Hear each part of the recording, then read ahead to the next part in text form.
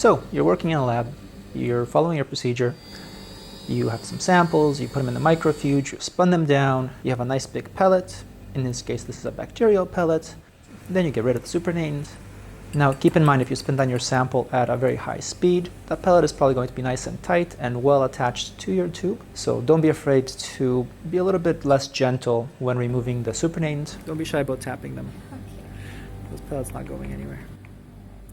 Then you add the next solution and your procedure says to mix. Now here is where you have to pay close attention to what your procedure actually says. Sometimes it will tell you to resuspend by pipetting up and down. In this case, you want to set your micropipetter to a volume that is lower than what you currently have in your tube. Then press the plunger down to the first stop, get the tip underneath the surface of the liquid, slowly release the plunger to take up the liquid. Now, keeping your tip underneath the remaining liquid, you will simply pipette up and down and keep going until you have a uniform solution. Now, sometimes the pellet may get stuck in your tip for a little while, but that's okay, just keep going.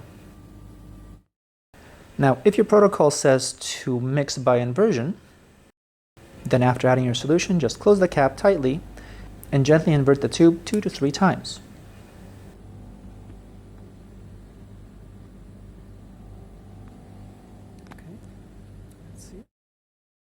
If your protocol says to mix vigorously or to vortex the sample, then close the cap very tightly.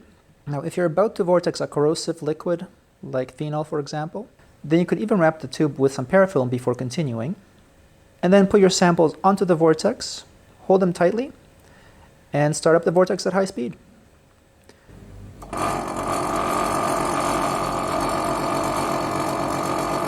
Move it around. Keep in mind that if you have more than one sample, you could vortex 2 at a time.